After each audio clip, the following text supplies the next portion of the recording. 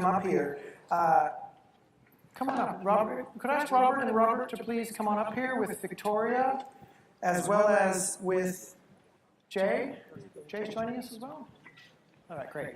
Look, it's always fun to be at the National Maori Housing Conference, and it's always fun to be with Piri. We always have a great time together, and you know, I always want to feel like if I could up my game to have the level of korero that Piri's got with us, that's just my aspiration in life. I just want to share that with everybody, okay? Okay, great stuff. Look, we thought we would do this afternoon with our panel of guests and to continue the discussion that we had this morning. We're happy to take some questions, so start thinking about those things that you'd like to be asking. And we can, and there'd be 2 microphones. Can the people who've got, they've got 1 microphone here, 1 down there. So if you've got some questions you've had from the morning, please put your hand up and the microphone folks will come to you. While you're doing that, one thing I thought we could do, could we have the slide from Robert's presentation this morning? Thank you very much. Now, you know, we also got to have a bit of fun too. And if Jay and Victoria, you know what? You're going to be Robert number 1. You're going to be Robert number 2. Robert number 3, and Robert number 4. We're all going to be Robert up here today. It's the only way we're going to make this work, okay? So I was watching the room when this slide went up. I saw a lot of heads nodding. I saw some hands come together. And it brought together a lot of the issues that I think we've all been facing at a big picture. So one of the things I thought, just to stimulate some thought about questions, is do we want to talk about how some of these issues translate for New Zealand? So if we want to have any questions on that, we can certainly do that. As you can tell by my funny accent, I think the reason Victoria asked me to do this is because they wanted the other guy from North America to be with the 2 guys who came down from the Northern Hemisphere. Because some of the things that are on here around strong policies that facilitate timely results, we've all been pushing for that for a very long time. And you know, folks, I think there is some breakthrough we can start having about getting some cross-party alignment so that no matter who's in government, we could start seeing 10-year, 15-year, 20-year commitments to programs. I think that's something we can all be pushing towards. The consistent funding. It's great to have Minister Bennett with us this morning. It's great to have an announcement about 51 homes. But what's next? You know, I don't know about you, I get up in the morning, what's next week's announcement going to be, and where's it going to be, and what little tiny piece of the pie is it going to do? So we need to turn around with that consistent funding, right? That consistent production of housing options. So the housing continuum does a bit of that. We've got a fantastic continuum that's come through in the Maori housing strategy. We're going to have some sessions tomorrow afternoon. They're going to try to look at that in greater depth. Early consultation with the community. Well, we know what that's like. That's what we should always be doing, right? And then the solve the problem, don't protect the process. Boy, we sure see a lot of process protection from time to time, don't we? Okay. So, look, let's start there. I think, Robert, number 4, we had some good discussion as well around where you finished off with that culture combined with the creativity, innovation, collaboration, and diversity. It eats strategy for breakfast, lunch, and dinner, right? So do we have some questions out here?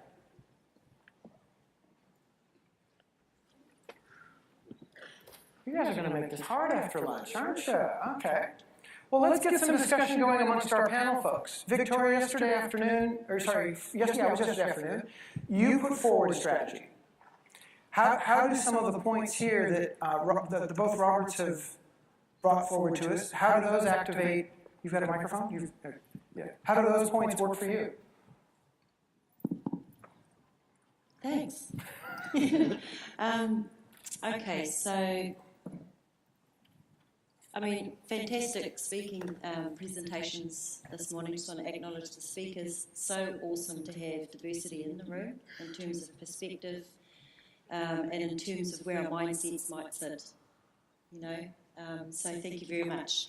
And a fair bit to reflect on too, I think. I heard you say, and it might have been when you actually came back down to the table, but one of the things I liked was that never mind, oh no, it was up here, never mind the big bang of 5,000 in one government term, it's the long-term and consistent, continuous rollout of housing that's well planned and and spread out amongst communities and not concentrated necessarily in the city.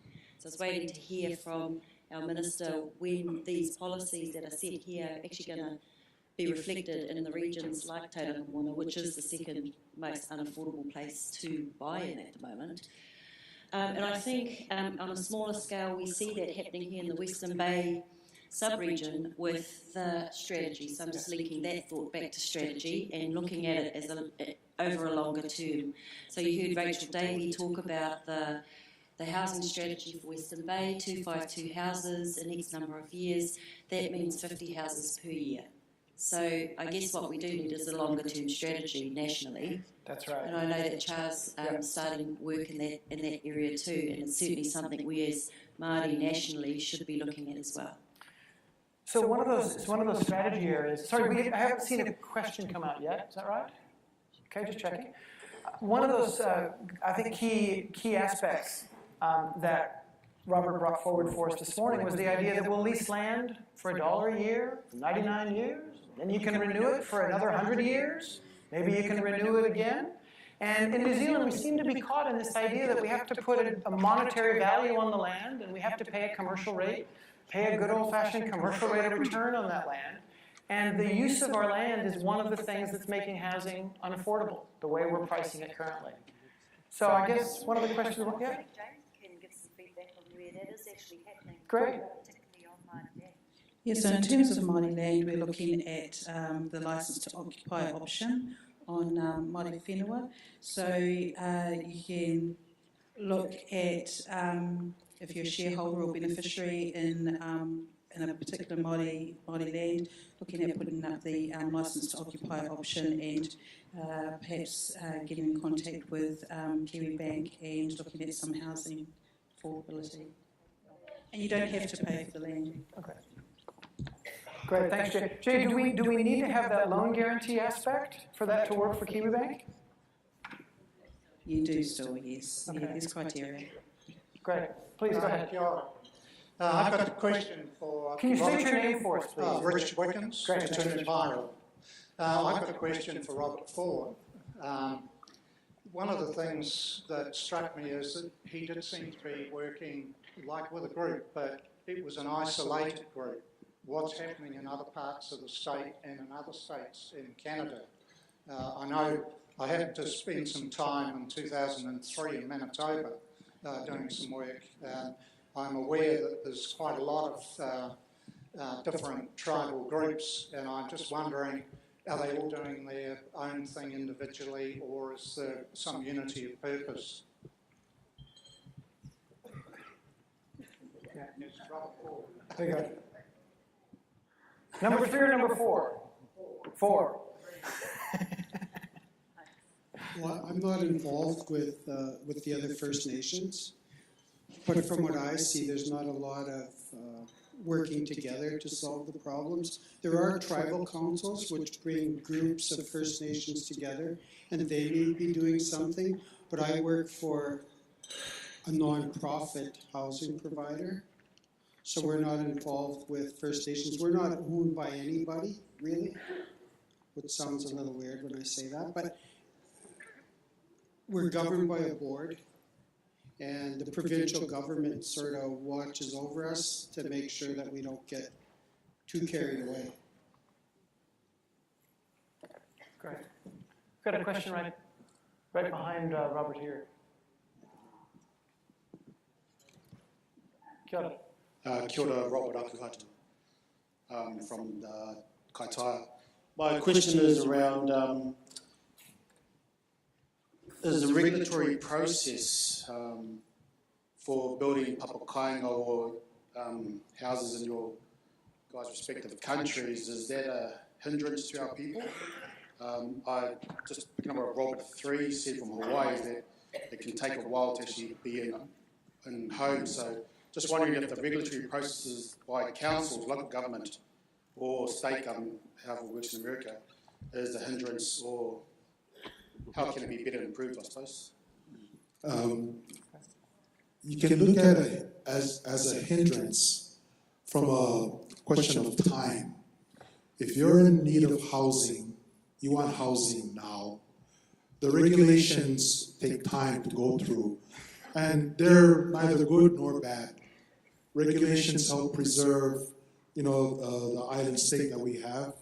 It makes sure that when they develop the land, it's done correctly. It's done with all the health, safety, and necessary provisions. But when you're developing land in the private market, not the native market, you're subject to a lot of public meetings, a lot of public input, a lot of public criteria, and what you're battling at that point is people's opinions about housing in general. Some may not be supportive of housing at all. In the United States, we call it NIMBY, or not in my backyard. They don't want the housing too close to their nice, fee simple house. So they purposely go out and write petitions and talk to lawmakers and influence lawmakers to slow the process down. In that sense, I don't think the process was created, for those kind of reasons. But if you have a slick developer coming in and they're profit-minded and they just want to railroad through the process can help make sure that they don't take advantage of the land, that they don't take advantage of the people that the land is supposed to serve, and that they follow the rules for generations to come. They're not putting something in the ground that's going to break in 60 years, or worse yet, pollute the water system. So either way, but again, it's from what point of view you're looking at it. The process is a process. I think from a government's point of view, the government needs to keep in mind what the reason is, the process. And if it's for ultimately to put people in houses, then get them there. If it's ultimately just to protect and do what environmentalists say, then that has nothing to do with housing. It's totally for a different reason. And I'm neither for nor against process, but if you want to get in a house, you want to get in it tomorrow, not 10 years from now. That's great. Thanks. Further questions? Please go ahead. Kia ora, ko Lisa Nathan Aho, ko Ngāti Whātua Ngāpui Ngāti Oku Iwi. I'm from Oka Business Solutions, and I've got a question to Robert Hall again. There were a couple of things in your presentation that really resonated with me, and one of them were some of the challenges that Native Hawaiians have in being able to get into their first homes, and those are sort of the similar challenges that our people have also been facing, things like lack of preparedness. You also mentioned problems with credit, and ability to get a deposit saved, and then you also then, a little bit later on in your presentation, talked about the home ownership education programs, and particularly you highlighted two programs. I've just got questions around, one, what's been the nature or the structure of the educational program to be able to assist Native Hawaiians into their first home, and secondly, how successful has it in terms of being able to get them into their actual first homes? Thank you for that question. To purchase a house, you need to make a loan. You need to be able to, in the conventional world, you go to a bank, you need to follow a series of credit evaluations, credit criteria, and if you pass, you get the loan. Conditions come with the loan, might be down payment or various things. That's no different when Native Hawaiians go and apply for a loan. It's based on their credit worthiness. It's based on their ability to repay. The benefit with the Native Hawaiian program in Hawaiian homelands is the amount of the mortgage is usually far less than what the private sector or the non-native sector pays for a house, because they're just buying the house. But like any mortgage program, they're still responsible to pay that mortgage. They're still responsible to upkeep their house. And the homeownership or HALE program was created to assist them understanding what that is. We have a lot of families who live together, and they don't necessarily pay mortgage. They don't even pay rent. They just let the oldest member in the household be responsible for everything. So when you take them from that environment to a structured environment where they have to consistently pay, they don't know what that means. The classes teach them what that means. It teaches them about saving money for a rainy day. It teaches them about how to budget, how to not overspend, unfortunately, I've seen a lot of Native families, when they get their new house, a month later, they got big screen TVs in every room. They got all the things that they think is great, but they can't afford it. Their plastic credit card is stretched to the max, and they be immediately coming, in debt. So the classes are there to help them not get into debt. And with the program that Hawaiian Homes has, it's intended to get them ready when the time comes, when the house opportunity comes. The challenging part is having a job. I mean, none of this matters if you don't have work. Unemployment is unfortunately still an issue for Native Hawaiians. Job skill, job training is still an issue for Native Hawaiians. The whole program helps there. It helps do job training. It helps get them job placement in construction workforce. So it's a holistic approach to trying to solve the housing issue. Thanks, Robert. We can probably take a couple more questions. That's our Okay, 5-minute bell. Over here, right Great. in front of you, Scott. Great. Kia ora tātou, Hugh Kārdina from Teku. Just a quick question about early consultation with the community. I looked around the room when that was said by Bob and I saw everyone nodding. I was just wondering if there were any examples of what was good early consultation with community and what was not good early consultation, or not good consultation with community, just to get a sense of what works and what doesn't. Kia ora. Who'd like to take that one? Kia ora, thanks for the question. I've seen a few examples of how that's worked and not worked across a number of projects that we've been involved in. I've seen projects that have been socialised at very early stages with a whānau that basically have started at the fundraising level, at very grassroots level, and that's occurred over 10 years. And given that that project was quite a small one, it was a process that evolved organically, and then a comm strategy was developed as momentum picked up. What that meant was, though, that over that time, and also the way of fundraising created an opportunity for the members of that whānau group of about 70 odd to come together on a regular basis, which also helped and assisted with that the consultation process. And that continued to strengthen the whole group. In the end, people talked about that journey as being as important, if not more important, than building the actual houses that reconnected all the whānau. So that's an example of it happening really early and organically.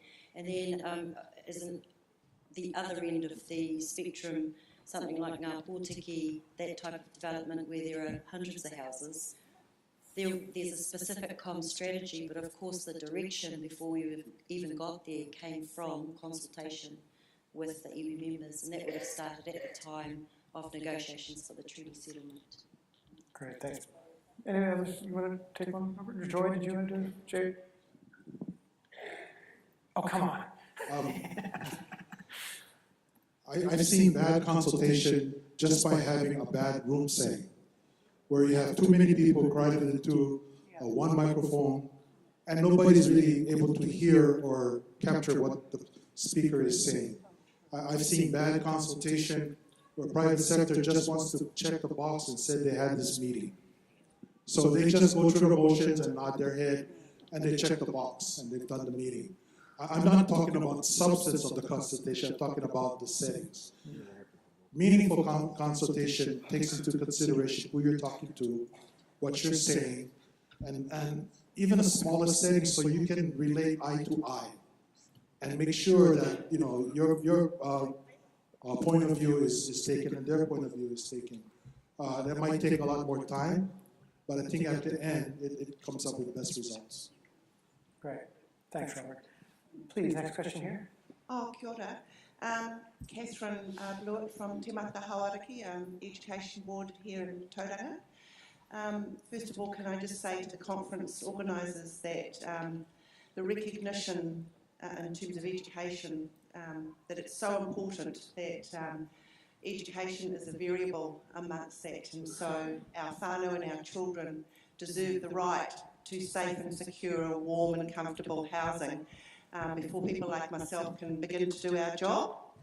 But what fascinated me, and this is a question directed to Robert Fore, was the fact that you began a wonderful disclosure around you as a young person and how you were, somewhat directionless and had some issues around being a drug addict. So this is where I'm fascinated. How did you become the chief executive? What was your journey? What helped you in that personal process from being somewhat unsure about your future to being the chief executive officer of Ngā Maori Housing Corporation? Thank you, Robert Fore.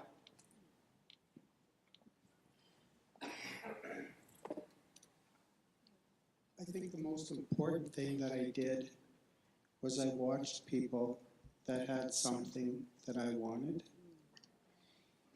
And I would, when I first got started, I would just go sit by them and listen to them. And then as I got more comfortable, I asked questions. And then one day, somebody asked me a question. And I got to talk. And it just sort of went on like that, and I ended up getting into, so I was very fortunate in some of the positions I got into. And I don't want to say I was a liar, but I avoided the truth sometimes. I remember one job, I became a director at a university with a grade 9. I just told him this is probably more than I should say, but You're outside the country, it's okay. I told him that I completed my high school education, and I told him the year. And I did, that's when I was done. I didn't say that I only finished grade 9. And so I got a job there, and I worked there for 11 years. And you learn to listen. And I think as time went on, I started I wanted to move on and move on to something better. And I was lucky enough to get this job at Ngā Maori Housing. And I guess what I found there was, given the opportunity, we can really rise above maybe even our own expectations. And the people that work at Ngā Maori, that we've assembled quite a team there, and some of them we have ex-gang members, we have people that have been to jail, we have people that are recovering drug addicts, we have people that really want to make a difference. They're trying to turn their life around like I did. And I tell you, sometimes we'll have jobs that it's going to require overtime, and we've had to tell people, look, we only need a few. We don't need everybody. And I think it's because people are so grateful for where they are that they're invested in it. That's great. Thank you, Robert. Thank you. Now, do we have time for one more? We have one more question right in front of you. Please, go ahead. Kia ora koutou, Chuvataku Ingo, from the Rangabirua Papakainga and Narawahia. I'd just like to use an example that Robert Byers, what really resonated with me is the financial sustainability that came across. This is for Victorian J. For your vision, is there anywhere along the track, because in a perfect world we really need to be independent from social funding, so is there anywhere along the track that you see that you will be self-reliant and self-generating as part of the bigger picture?